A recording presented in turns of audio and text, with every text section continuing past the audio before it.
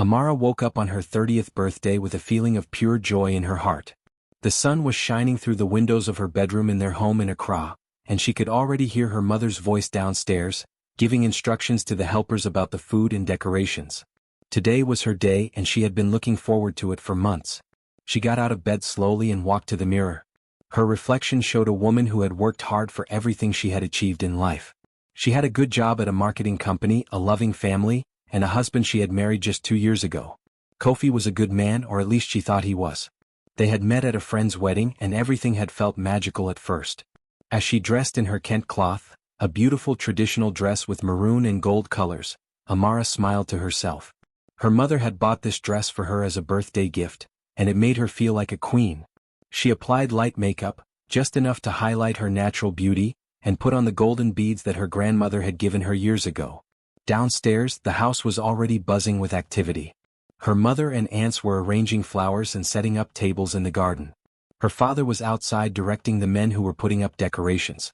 The smell of jollof rice was coming from the kitchen, mixed with the aroma of grilled plantains and chicken. Everything was perfect. Amara went to the kitchen and hugged her mother. Her mother held her tight and whispered, "Happy birthday, my daughter. Today we celebrate you." This made Amara's eyes wet with happy tears. She helped her mother for a while, tasting the food and making sure everything was exactly as planned. By 2 o'clock in the afternoon, guests started arriving. Her aunts came with their families, her cousins brought their children, and her friends from work started showing up with gifts and flowers. The garden was now filled with colors and laughter. People sat under the shade of the large mango trees, eating and drinking, waiting for the main celebration to begin. Kofi arrived around 3 o'clock. He was wearing a nice shirt and trousers and he looked handsome. He greeted everyone politely and sat down under one of the umbrellas near the food table. Amara noticed he seemed a bit quiet, not as cheerful as usual, but she thought maybe he was just tired from work. She didn't think much about it. As the afternoon went on, Amara moved through the garden talking to different people. She spent time with her old school friends, laughed with her cousins and danced a little bit to the music that was playing. She felt alive and happy. This was her day and she wanted to enjoy every single moment of it. Around 4 o'clock her childhood best friend Amma arrived at the party. Amma was glowing with excitement, and she was not alone. She brought a man named Marcus with her. Marcus was tall and well-dressed, and Amma introduced him as her new business partner. They had just started a technology company together, and they were already getting good customers. Amma pulled Amara away from the other guests and told her all about their new business. She was so excited that she could barely finish her sentences. She told Amara about the apps they were building, the investors they had met, and how they believed their company would be very successful in the next few years. Amara was so proud of her friend.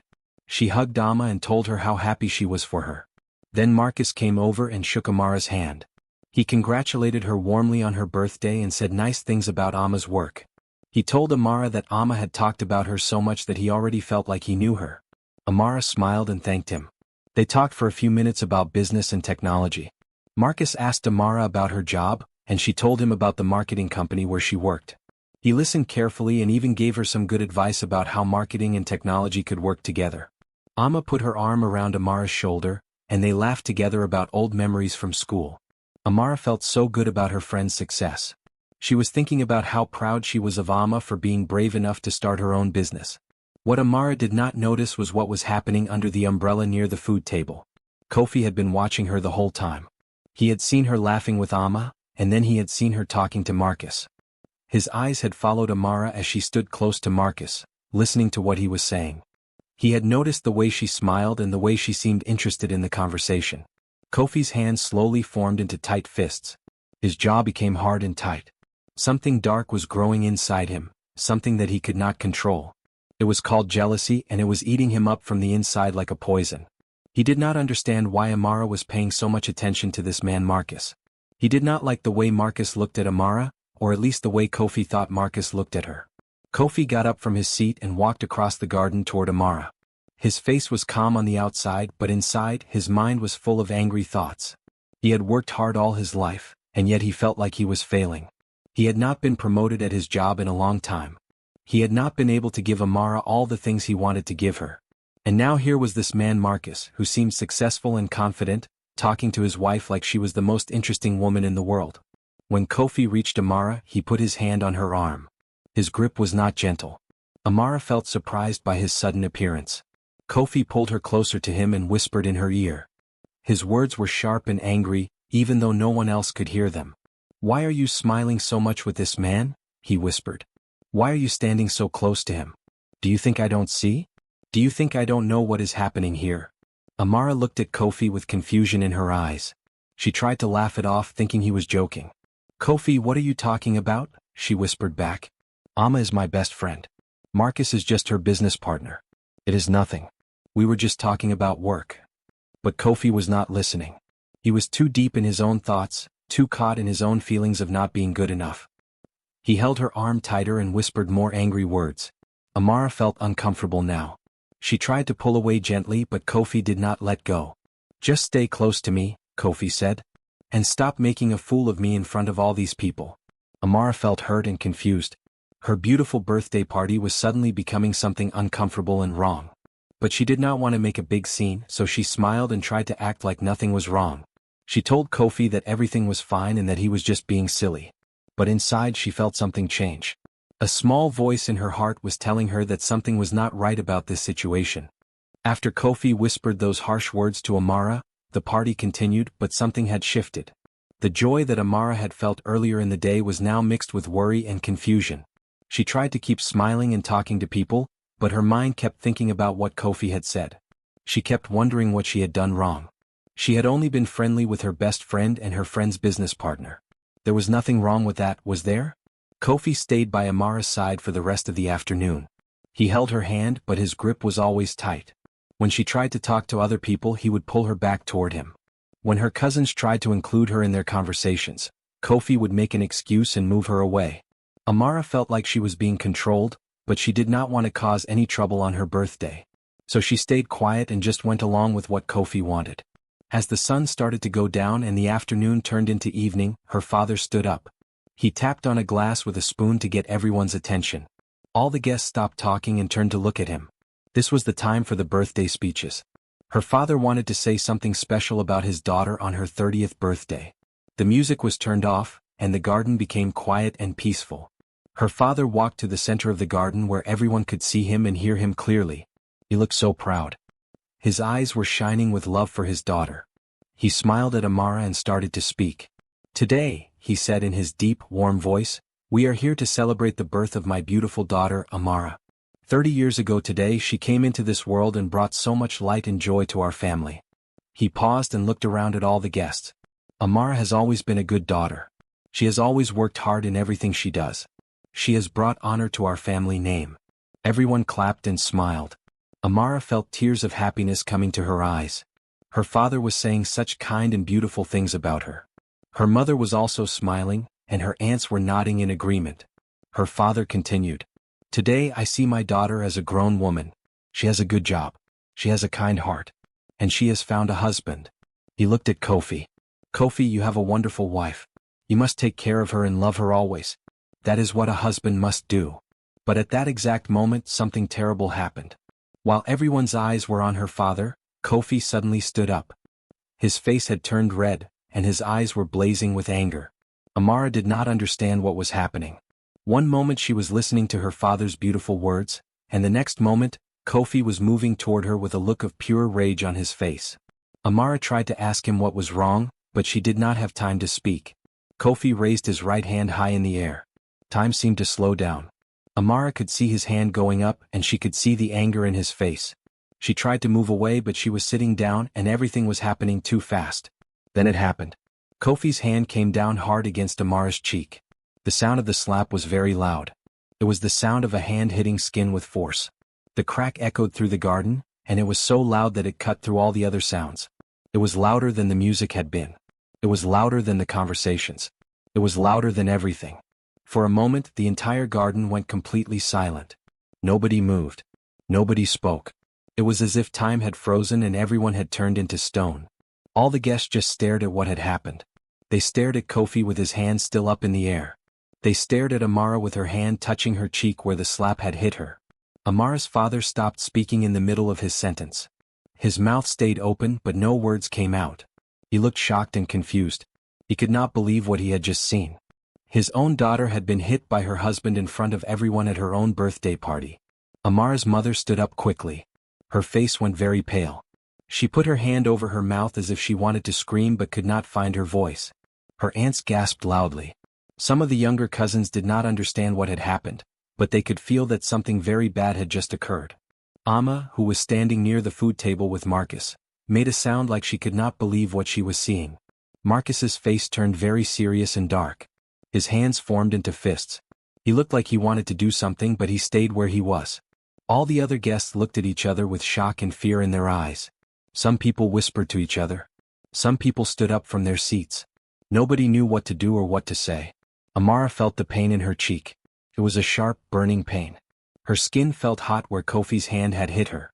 She could feel her face getting warm, and she knew that a mark was probably already forming on her skin. She wanted to cry. She wanted to run away. She wanted to scream and ask why Kofi had done this terrible thing. But something strange happened inside Amara at that very moment. Instead of crying, instead of screaming, instead of running away, something bubbled up inside her chest.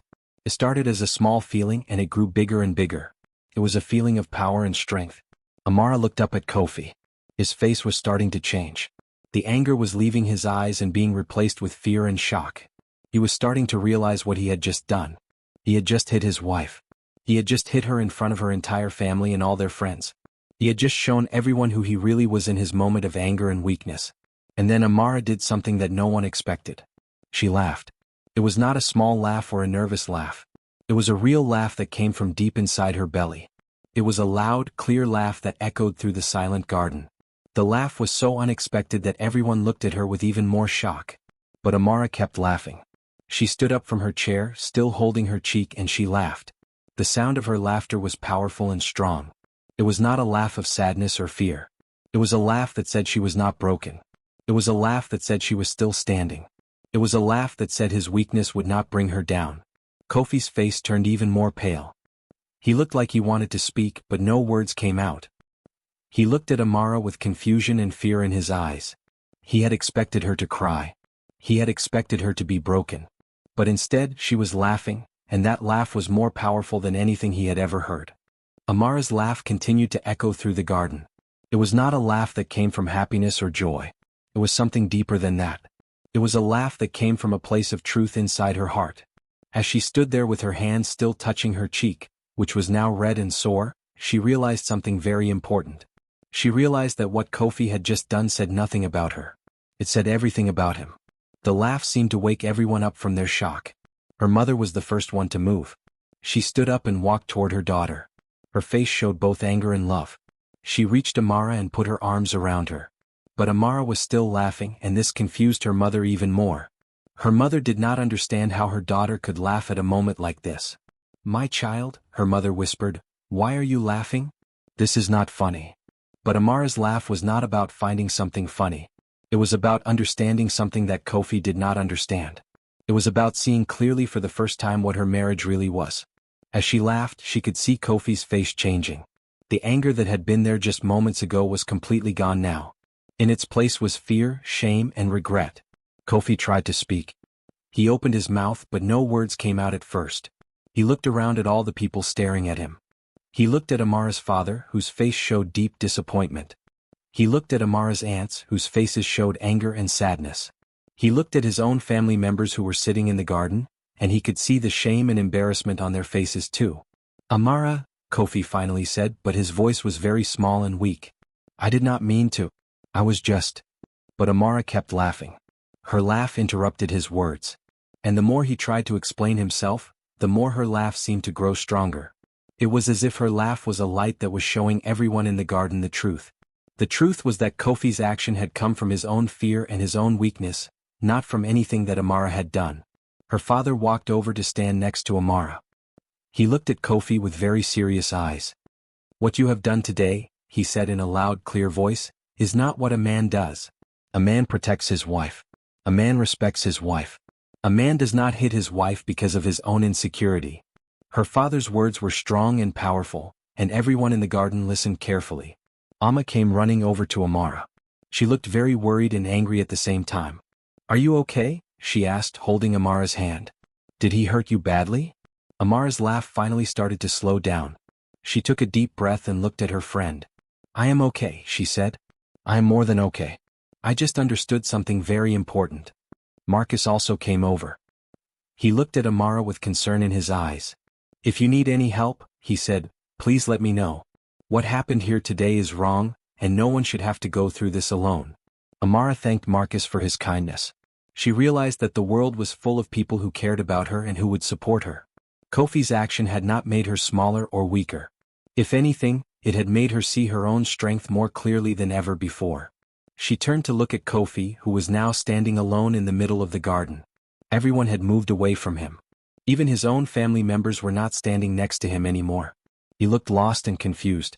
He kept looking at Amara as if he was waiting for her to tell him that everything was okay, that she would forgive him, that they could just go back to how things were before. But Amara's laugh had already told the whole story. That laugh had said that things could never go back to how they were before. That laugh had said that she was not the kind of woman who would accept being hit and then pretend like nothing had happened.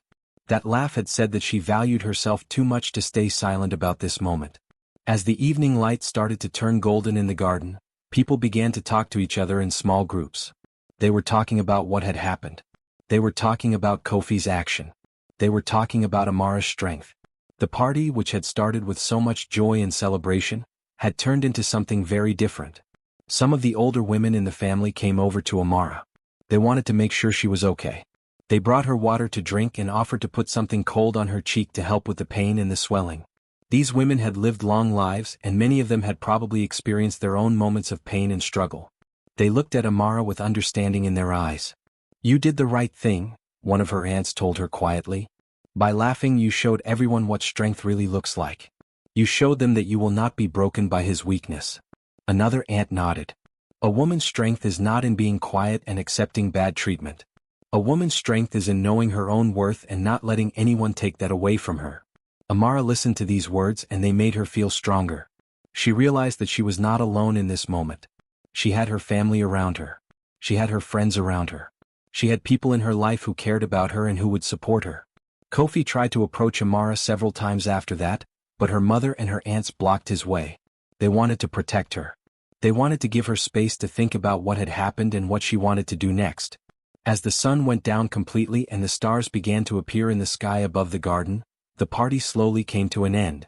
Guests started to leave, offering Amara their support and their sympathy. They held her hand and told her that they believed in her. They told her that she deserved to be treated with respect and love. By the time night had fallen completely, only Amara's family was left in the garden. They sat together under the stars and Amara's mother held her close. Nobody said very much. They did not need to say anything. They just needed to be together as a family and remind Amara that she was loved and that she would be okay. The laugh that had echoed through the garden earlier had changed everything. It had been the laugh of a woman who suddenly understood her own strength. It had been the laugh of a woman who knew that she deserved better. And that laugh would stay with everyone who had heard it for a very long time. The days after the birthday party were very difficult for Amara. She woke up the morning after the party and looked at herself in the mirror. Her cheek was bruised and swollen. The mark was dark purple and blue, like a map of pain written on her skin. She touched it gently and it hurt. But the physical pain was nothing compared to the pain in her heart. She sat on her bed for a long time that morning, thinking about everything that had happened. She thought about the slap. She thought about her laugh. She thought about Kofi's face when he realized what he had done. She thought about her marriage and whether it could ever be the same again. Her mother came into her room with a cup of hot tea. She sat down next to Amara and did not say anything at first. Sometimes mothers do not need to say words. Sometimes they just need to be there. After a while, her mother spoke softly. You cannot stay in this house with him, her mother said. Not now. Not until he understands what he has done and changes himself. Amara knew her mother was right. She could not go back to living with Kofi. The trust between them had been broken. The safety she had felt in her own home was gone. She had spent 2 years believing that Kofi was a good man, and in one moment he had shown her that she did not really know him at all. I want to stay here with you, Amara said quietly. At least for a while. Her mother nodded. Of course, my daughter. This is your home. You will always have a home here with me and your father. Amara packed some clothes and some personal things. She did not pack everything because she was not sure if this was forever or just temporary. She just packed what she needed for now. When Kofi came home that evening, he found Amara and her mother waiting for him in the living room. His face went very pale when he saw the packed bags. "What is this?" he asked, but he already knew the answer. "I am going to stay at my mother's house," Amara said calmly. "I need time to think. I need to understand what happened between us. And you need to understand what you did." Kofi tried to speak, tried to apologize, tried to make excuses, but Amara would not listen. She had already said what she needed to say. Now it was time for action, not words. Her father came out and helped her load her bags into a taxi. He gave her a long hug and told her that she was doing the right thing. At her mother's house, Amara had time to think about her life. She had time to remember who she was before she married Kofi. She was a woman who had dreams. She was a woman who had worked hard to get a good job. She was a woman who had friends and family who loved her. Somehow, after getting married, she had started to forget these things about herself. She had started to think that being a wife was the most important thing. But now she remembered that she was also important. She was also worthy. Meanwhile, Kofi was falling apart. He could not sleep. He could not eat. He kept thinking about the moment of the slap over and over again. He kept seeing the shock on people's faces. He kept hearing Amara's laugh. The shame was like a heavy stone sitting on his chest, making it hard to breathe. His own father came to see him. His father was an old man and he had lived a long life. He had made mistakes in his own life and he had learned from them. When his father heard what Kofi had done, he was very disappointed. He looked at his son with sadness in his eyes. "What you did was wrong," his father said. "I did not raise you to be a man who hits women. I did not raise you to be a man who hurts the people he loves. You must fix this." Kofi broke down and cried. He told his father that he did not know why he had done it. He told his father that he felt like a failure. He said that he had not been promoted at work in a long time. He said that he felt like Amara was becoming more successful than him, and it made him feel small and worthless. His father listened carefully. When Kofi finished speaking, his father told him something very important. "Your wife's success does not make you a failure," his father said. "A real man is proud when his wife does well. A real man helps his wife achieve her dreams. The problem is not with Amara. The problem is with you. You must find help. You must talk to someone who can help you understand your anger and your fear." This is when Kofi decided to go to a counselor. He found a man in the community named Dr. Mensah who helped people with anger and emotional problems. Dr. Mensah had a small office near the market in Accra. Kofi was nervous and ashamed when he went there for the first time, but Dr. Mensah made him feel safe. "Many men come to see me," Dr. Mensah said, "because they have learned to hit instead of talk. They have learned to control instead of love. These are habits that come from their own pain and fear. We can work together to change these habits." Week after week, Kofi went to see Dr. Mensah. He talked about his childhood. He talked about how his father had been strict and sometimes harsh with him when he was young. He talked about how he had always felt like he was not good enough. He talked about how he was afraid that Amara would leave him, and that fear had made him try to control her. As the months went on, Kofi started to understand himself better. He started to see that his insecurity was like a disease that had been growing inside him for a long time. The disease had made him want to hurt the person he loved. But now, with help, he was learning how to heal. While Kofi was working on himself, Amara was working on her own dreams. She had been thinking about applying for a promotion at her job for a long time, but she had always been too afraid. Now, with support from her family and friends, she decided to go for it. She worked very hard at her job. She stayed late at the office. She took on extra projects. She showed her boss that she was ready for more responsibility. Her boss noticed her hard work and her dedication. After 2 months, she was called into her boss's office. "Amara," her boss said, "I have been watching your work for a long time. You are one of the best people on my team. I want to offer you a promotion. You will be a senior marketing manager. You will have a team working under you, and your salary will increase significantly." Amara felt tears of joy in her eyes. She had achieved this by herself. She had worked hard and proved her worth. This promotion was for her, not for anyone else. Her mother was so proud when Amara told her the news. Her father took her to a nice restaurant to celebrate. Amma hugged her and told her that she always knew Amara would do great things. Months passed. Kofi continued to go to counseling. He also apologized to Amara's parents and to everyone who had been at the birthday party. He apologized not because he wanted forgiveness immediately, but because he knew he had hurt people, and he wanted them to know that he understood what he had done was wrong. He also started a small business with a friend. It was something he had always wanted to do but had been too afraid to try. Through his counseling, he learned that his fear of failure had been making him miserable. Now he was trying anyway, and even though it was scary, it felt good to be doing something he believed in. After 4 months, Amara agreed to meet Kofi for coffee. They sat in a quiet cafe and talked for hours. Kofi told her about his journey in counseling. He told her about the things he had learned about himself. Amara told him about her promotion and her happiness. They did not make any big decisions that day. They just talked and listened to each other. A full year had passed since that terrible birthday party. A year is a long time. It is enough time for people to change. It is enough time for wounds to heal. It is enough time for people to learn who they really are and who they want to become. For Amara and Kofi, this year had been a journey that neither of them could have imagined. Amara was living a life she had only dreamed about before. Her promotion had come with new responsibilities and new opportunities. She was now leading a team of 5 people at her marketing company. She had learned how to be a good leader. She had learned how to give feedback to her team members in a kind but honest way. She had learned how to make important decisions. Her boss often told her that she was doing an excellent job.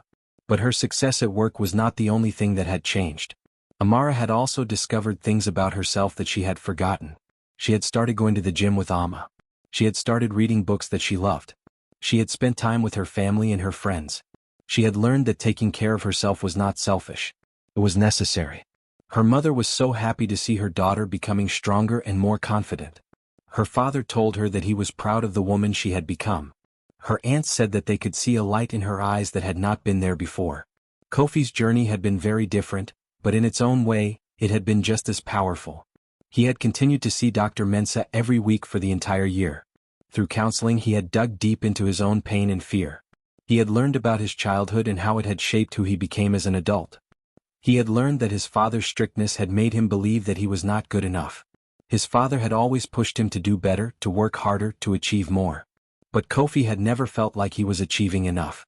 So he had grown up feeling like a failure, even when he was actually doing okay. When he married Amara, he had been afraid that she would discover his failures. He had been afraid that she would leave him. So when he saw her talking to Marcus, he had panicked. In that moment of panic, his old habits had taken over. His old way of dealing with fear, which was to try to control everything and everyone around him, had exploded into violence. But through counseling, Kofi had learned that he could not control other people. He could only control himself. He had learned that fear and anger were not the same thing. Fear was something that happened to him, but anger was a choice. He could choose to be angry or he could choose to do something else. He had also started his small business with his friend Ya. They were building a company that fixed computers and sold computer parts. It was not fancy or glamorous, but it was something Kofi believed in. He was good at working with computers, and he enjoyed helping people solve their technical problems. The business was growing slowly, but it was growing. More importantly, Kofi felt proud of what he was doing. He was not comparing himself to other people anymore. He was not measuring his worth by how much money he made or how fast he was promoted. He was measuring his worth by the effort he put in and the progress he was making. One day, almost a year after the birthday party, Amara received a letter in the mail. It was from Kofi. She recognized his handwriting on the envelope. Her heart beat faster as she opened it. Inside was a letter written in Kofi's careful handwriting. The letter said many things. It said that Kofi knew he had hurt her deeply. It said that no apology could take back what he had done. But it said that he wanted her to know that he understood now. He understood that his insecurity had nothing to do with her. His insecurity was his own problem, and it was his responsibility to fix it. The letter also said that he had been going to counseling for a year. He said that he was a different person than he had been before. But he also said that he did not expect Amara to trust him again just because he was different. Trust had to be earned. It had to be built slowly, day after day, through consistent actions and honest words. At the end of the letter, Kofi wrote that he would very much like to see Amara and talk to her face to face. He wrote that he wanted to listen to what she had to say. He wrote that he wanted to answer her questions, whatever they might be. Amara read the letter many times. She showed it to her mother, who read it carefully. Her mother said, "He seems to understand what he did wrong. But understanding is not the same as changing. You must see if his actions match his words." Amara decided to meet Kofi. She chose a public place, a nice cafe in the center of Accra. She wanted to feel safe. She wanted to have space to leave if she needed to leave. When Kofi arrived at the cafe, Amara's heart jumped. He looked different. He looked thinner, as if he had been carrying a heavy burden. But he also looked calmer. He looked more at peace with himself than she had ever seen him. They sat down at a table outside the cafe, under an umbrella that gave them shade. For a long time they just looked at each other. There was so much that needed to be said, but it was hard to know where to start. Finally, Kofi spoke. "Thank you for meeting me," he said. "I know you did not have to. I came because I wanted to see you," Amara said. "But I came also because I need to understand. I need to know if you have really changed or if this is just words." For the next few hours they talked. Kofi told Amara everything he had learned in counseling. He told her about his childhood and his fear and his insecurity. He did not make excuses for what he had done, but he explained where it had come from. He told her about his new business and how it was helping him feel better about himself. Amara told Kofi about her promotion and her new life. She told him that she had learned something very important. She had learned that she did not need a man to make her complete. She was complete by herself. She was strong and capable and worthy. "If we are going to be together," Amara said, "it has to be different. I cannot be with a man who tries to control me. I cannot be with a man who hits me when he is angry. I cannot be with a man who does not respect my work and my ambitions." Kofi nodded. "I know," he said. "And I do not want to be that man anymore. I want to be a man who supports you. I want to be a man who is proud of your success. I want to be a man who is working on himself, not trying to control you." They sat in silence for a while. The sun was starting to go down and the sky was turning orange and pink. People walked past them on the street.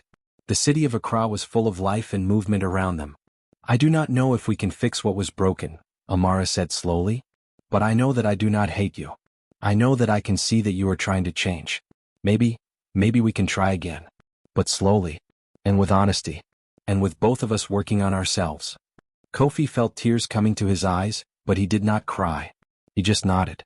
"That is all I am asking for," he said. "A chance to try. I will do the work. I will keep going to counseling. I will be honest with you always." Over the next few months, Amara and Kofi started to spend time together again. They would go for walks in the park. They would sit and talk about their days. They would go to the cinema and watch movies. They were learning to know each other again as if they were meeting for the first time.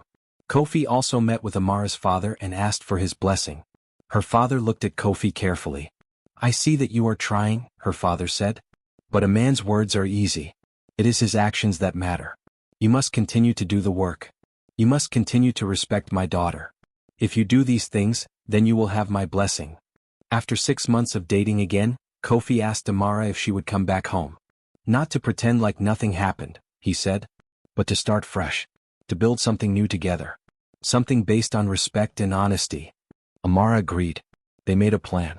They would go to counseling together as a couple to learn how to communicate better.